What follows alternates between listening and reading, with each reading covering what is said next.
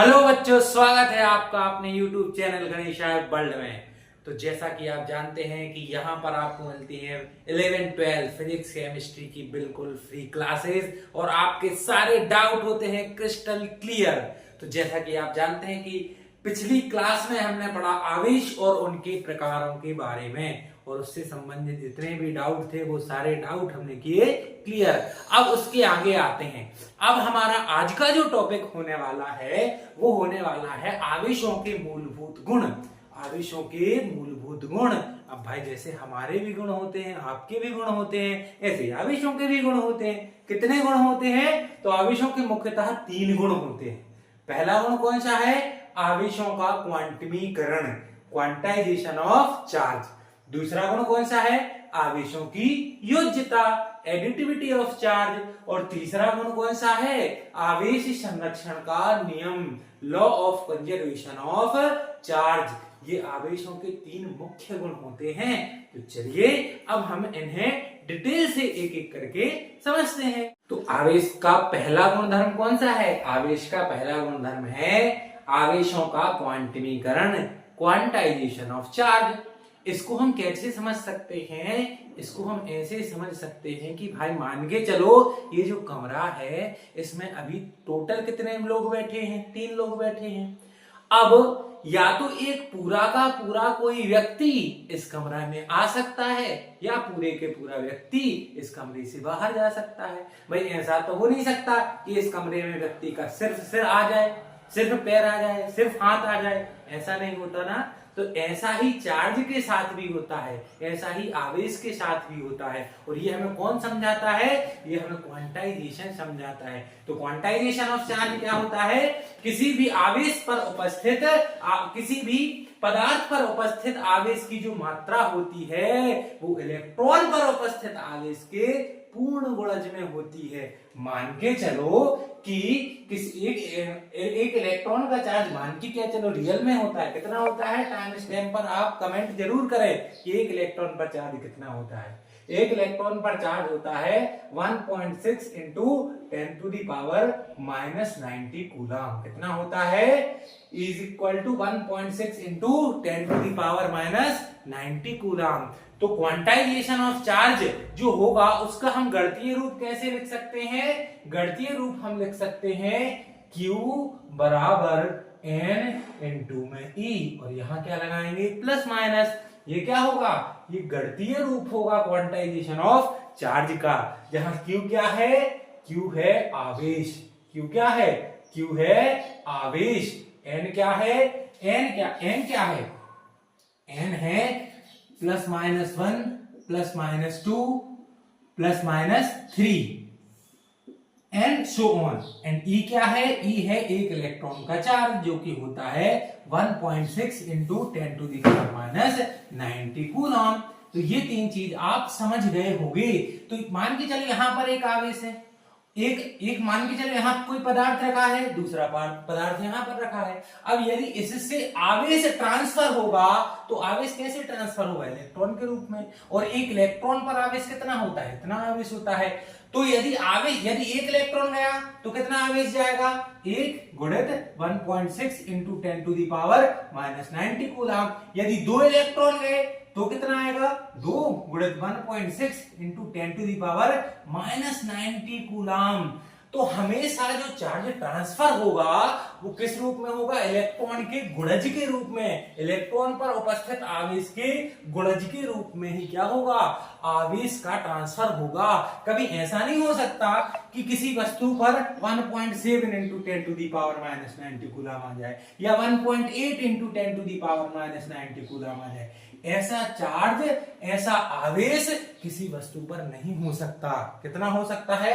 1.6 into 10 to the power -90 coulomb, 2 into 10 to the power मतलब 3.2 into 10 to the power -90 coulomb. तो इसके गुणज के रूप में ही क्या करेगा?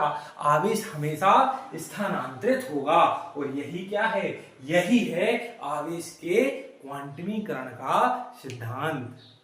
तो चलिए अब क्वांटमीकरण से संबंधित कुछ न्यूमेरिकल क्वेश्चन देखते हैं जो आपके एग्जाम की दृष्टि से बहुत ज्यादा महत्वपूर्ण है। तो पहला क्वेश्चन कौन सा है? पहला क्वेश्चन है कि यदि किसी वस्तु को 2 इलेक्ट्रॉन दिए जाते हैं तो उस पर उपस्थित होने वाली आवेश की मात्रा और प्रकृति हमें ज्ञात करनी है। तो सबसे पहले हम क्या करेंगे? सबसे पहले हम वह लिखेंगे जो हमें दिया गया है। तो दिया क्या गया है? दिया है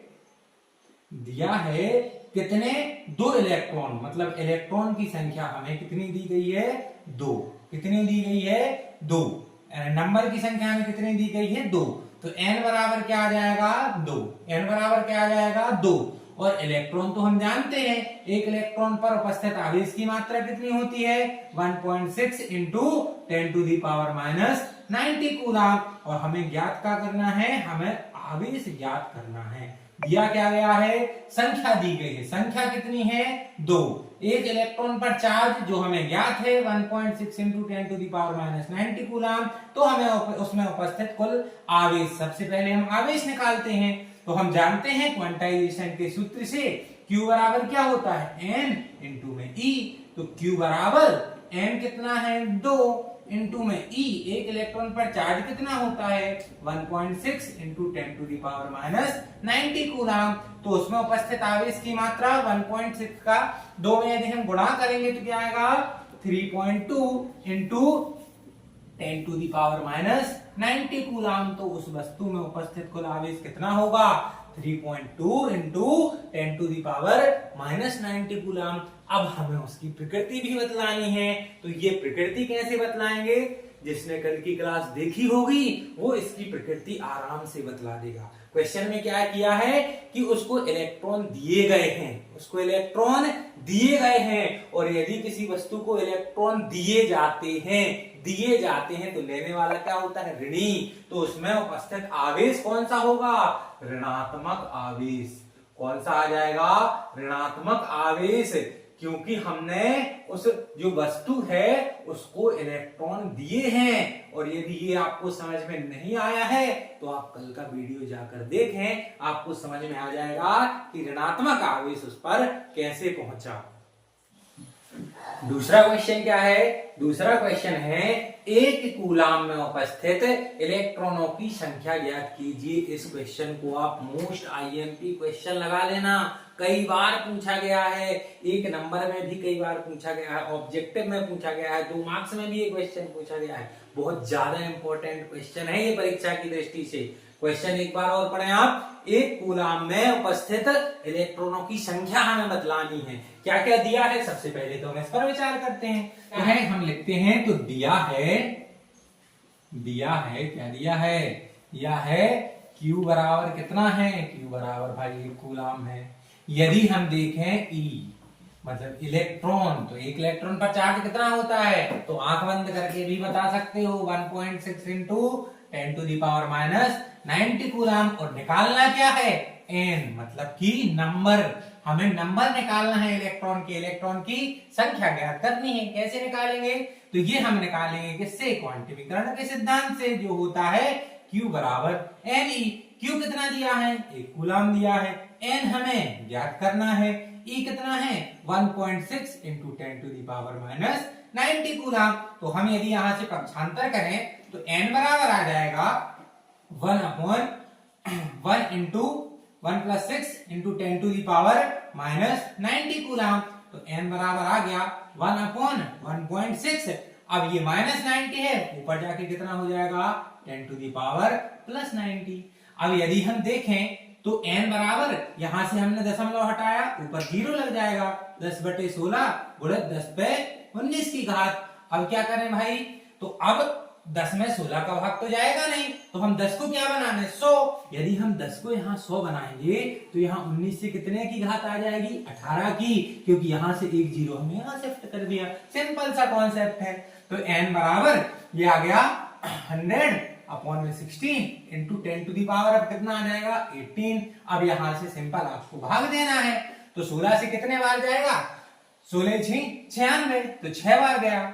अब कितने, अब देखो 96/4, 4 में तो जाएगा नहीं तो 4 के हो जाएंगे 40, 16 दूनी 32, अब कितने बचे 8 और 16 पंचे 80 इंटू 10⁻⁻18 इलेक्ट्रॉन। तो ये आपको बहुत अच्छे से याद रखना है कि एक कूलम, ये तो याद ही कर लो, इसको तो रट लो कि एक कूलम आवेश में इलेक्ट्रॉन कितने होते हैं 6.25 इंटू 10⁻18। कितने इलेक्ट्रॉन होते हैं एक कूलम में 6.25 इंटू 10⁻18। जैसे आपको ये याद है ना कि एक इलेक्ट्रॉन में कितने, एक इलेक्ट्रॉन पर चार्ज कितना होता है 1.6 इंटू 10⁻⁻19। ऐसे ही आपको ये भी रट लेना है कि एक कूलम में कितने इलेक्ट्रॉन होते हैं। तो यहां से यदि आप देखोगे तो एक कूलम में 6.25 इंटू 10⁻18 कूलम होते हैं, इसलिए एक कूलम आवेश बहुत बड़ा आवेश होता है। जब इतने इलेक्ट्रॉन एक जगह से गुजरेंगे तब उस पर कितना आवेश आएगा, एक कूलम आवेश।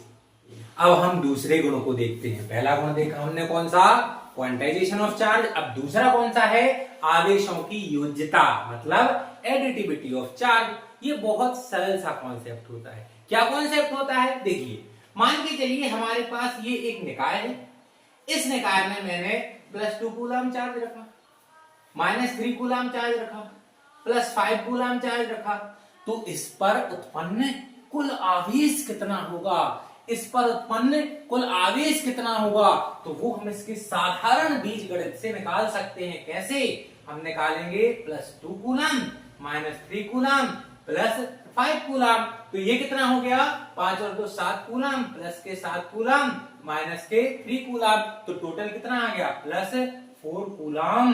तो इसको हम परिभाषित कैसे करें, इसको हम परिभाषित कैसे करें, तो किसी भी निकाय में उपस्थित कुल आवेश, किसी भी निकाय में उपस्थित कुल आवेश, उसमें उपस्थित विभिन्न आवेशों का क्या होता है, बीजगणितीय योग होता है। किसी भी निकाय का कुल आवेश जो है, किसी भी निकाय का कुल आवेश, उसमें उपस्थित विभिन्न आवेशों का बीजगणितीय योग होता है। अर्थात इसको हम कैसे लिख सकते हैं, इसको हम लिख सकते हैं कि क्यू नेट मतलब किसी निकाय का कुल चार्ज कैसे होता है, किसी का बीजगणितीय योग Q1 + Q2 + Q3 और उसमें जितने भी चार्ज हों डैश डैश डैश उतने चार्ज। तो समझ में आया आवेशों की योज्यता क्या है, एक बार और रिपीट करते हैं, मेरे साथ रिपीट करो आप। किसी भी निकाय का कुल आवेश, किसी निकाय का कुल आवेश, उसमें उपस्थित विभिन्न आवेशों का क्या होता है, बीजगणितीय योग होता है। ये हमारा सिंपल सा था आवेशों की योज्यता का नियम। चलिए आवेशों की योज्यता को हम एक सिंपल से एग्जाम्पल से समझते हैं। मान के चलो ये मेरे पास एक क्या है, ये मेरे पास एक निकाय है जिसमें जो Q1 आवेश है वो है +5 कूलम, जो Q2 आवेश रखा है ये रखा है -4 कूलम, Q3 आवेश रखा है ये है +3 कूलम और Q4 आवेश जो रखा है ये रखा है -2 कूलम। मेरे पास एक निकाय है जिसमें Q1, Q2, Q3, Q4 चार क्या रखे हुए हैं, आवेश। चार क्या रखे हैं, आवेश। Q1 बराबर 5 कूलम, Q2 बराबर -4 कूलम, Q3 बराबर +3 कूलम और Q4 बराबर -2 कूलम। अब यदि मुझसे बोला जाए कि आप इस पूरे निकाय का कुल आवेश, नेट आवेश निकालो, तो नेट आवेश का सूत्र क्या होता है, Q1 + Q2 + Q3 + Q4, क्योंकि हमारे पास चार ही चार्ज हैं तो Q नेट बराबर क्या आ जाएगा। अब Q1 कितना दिया है, +5 कूलम, प्लस Q2 कितना दिया है, -4 कूलम, प्लस Q3 कितना दिया है, +3 कूलम और Q4 कितना दिया है, -2 कूलम। तो Q नेट जो है वो निकल के आएगा +5 और माइनस और प्लस क्या होता है, -4, ये +3 जो कहते हो और यहाँ आ गया -2। अब +5 और +3 Q नॉट कितना आ गया, +5 और +3 कितने हो गए, +8 और -4 और -2 कितने हो गए, -6। तो जो हमारा फाइनल आंसर जो नेट आवेश आने वाला है वो कितना आएगा, +2 कूलम। तो इस पूरे निकाय का कुल आवेश कितना होगा, +2 कूलम। ये होता है हमारी आवेशों की योज्यता। क्या होता है ये? आवेशों की योज्यता, एडिटिविटी ऑफ चार्ज। हमारा तीसरा गुणधर्म होने वाला है वो है आवेश संरक्षण का सिद्धांत, law of conservation of charge. तो law of conservation of charge क्या कहता है? आपने ऊर्जा संरक्षण का सिद्धांत पढ़ा ही होगा। ऊर्जा संरक्षण का सिद्धांत क्या कहता है? ऊर्जा को ना तो उत्पन्न किया जा सकता है ना नष्ट, बस ऊर्जा क्या होती है? एक स्थान से दूसरे स्थान पर स्थानांतरित होती है। सेम हमारा law of conservation of charge है, आवेशों के संरक्षण का सिद्धांत है। तो आवेशों के संरक्षण का सिद्धांत क्या कहता है? आवेश को ना तो उत्पन्न किया जा सकता है ना ही नष्ट किया जा सकता है। तो क्या किया जा सकता है? एक वस्तु से दूसरी वस्तु पर स्थानांतरित किया जा सकता है। अर्थात इसका मतलब क्या होगा? एक जो आइसोलेटेड सिस्टम विलगित निकाय, विलगित निकाय क्या होता है? जिसका बाहरी वातावरण से कोई संबंध ना हो, ऐसे निकाय को हम क्या कहते हैं? विलगित निकाय। तो एक विलगित निकाय का जो कुल आवेश रहता है वो संरक्षित रहता है, परिवर्तित नहीं होता है। इसको हम एक सिंपल से उदाहरण से समझते हैं। जैसे हमने देखा था Na जब अकेला था तो Na पर इलेक्ट्रॉनों की संख्या कितनी थी? ऋणात्मक आवेश कितने थे? 11 थे। और धनात्मक आवेश कितने थे? वो भी 11 थे। और इसकी हमने इलेक्ट्रॉन किसको ट्रांसफर करा है? Cl को। अब Cl के पास ऋणात्मक आवेश कितने हैं? 17। और धनात्मक आवेश भी कितने हैं भाई? तो धनात्मक आवेश भी कितने हैं? 17। तो इस पर कुल आवेश कितने हो गए? कुल आवेश हो गए 22। और यहां पर कुल आवेश कितने हो गए? कुल आवेश हो गए 34। तो इस पूरे ये पूरा एक विलगित निकाय चल रहा है, एक पूरी एक प्रक्रिया चल रही है। तो इस प्रक्रिया में जो कुल आवेश है क्या वो आपका 56 हो गया? इस प्रक्रिया में यहाँ पर कुल आवेश Na और Cl के पास कुल आवेशों की संख्या कितनी हो गई? 56 हो गई। अब इसने क्या किया? इसने एक इलेक्ट्रॉन इसको ट्रांसफर कर दिया। इसने जैसे ही इसको एक इलेक्ट्रॉन ट्रांसफर किया तो इस पर चार्ज आ गया कौन सा? पॉजिटिव। और इस पर चार्ज कौन सा आ गया? नेगेटिव। अब इसके पास इलेक्ट्रॉन कितने बचे? इसके पास इलेक्ट्रॉन 10 बचे। और प्रोटॉन कितने हैं भाई? प्रोटॉन तो यहां से वहां जाते नहीं है, तो प्रोटॉन तो 11 ही हैं। अब इस पर एक इलेक्ट्रॉन इसने जब स्थानांतरित किया है तो इस पर इलेक्ट्रॉनों की संख्या कितनी हो गई? इस पर इलेक्ट्रॉनों की संख्या हो गई 18। और प्रोटॉन भाई, प्रोटॉन कहीं भी आते जाते नहीं है, आलसी किस्म के इंसान है। तो इन पर आवेश अभी भी कितना है? 17। प्रोटॉन अभी भी कितने हैं? 17। यहां यदि आप देखेंगे तो कुल आवेश कितने आ गए? 21। और यहां कितने आ गए? 35। कितने आ गए? 35। अब यदि आप यहां देखो 21 और यहां देखो 35 तो इनका योग भी कितना होगा? 56। इनका योग भी कितना होगा? 56। तो प्रक्रिया से पहले कुल आवेश कितने थे? 56। प्रक्रिया के बाद भी कुल आवेश कितने हैं? 56। तो क्या यदि इसको हम एक विलगित निकाय समझें, इस प्रक्रिया को हम क्या समझें? एक विलगित निकाय। तो प्रक्रिया होने के पहले आवेश कितने थे? 56। बाद में कितने हैं? 56। सिर्फ उनका हुआ क्या है? उनका सिर्फ स्थानांतरण हुआ है आवेशों का। कुल आवेश कैसे हैं? कांस्टेंट हैं। और इसी को हम क्या बोलते हैं? इसे ही हम बोलते हैं आवेश संरक्षण का सिद्धांत। तो उम्मीद है आपको आज के जो 3 गुणधर्म हैं, पहला कौन सा? क्वांटाइजेशन ऑफ चार्ज, आवेशों का क्वांटमीकरण। दूसरा सिद्धांत हमने कौन सा पढ़ा? आवेशों की योज्यता, एडिटिविटी ऑफ चार्ज। और तीसरा सिद्धांत हमने कौन सा पढ़ा? आवेश संरक्षण का सिद्धांत, law of conservation of charge. उम्मीद है आपका सेशन आपको पसंद आया होगा। जो भी आपको डाउट लगते हैं वो आप कमेंट सेक्शन में लिख सकते हैं। नेक्स्ट वीडियो में हम उन डाउट को खत्म करने का प्रयास करेंगे। ठीक है, शुक्रिया यहाँ तक बने रहने के लिए और पूरा वीडियो देखने के लिए आपको बहुत बहुत शुक्रिया। धन्यवाद।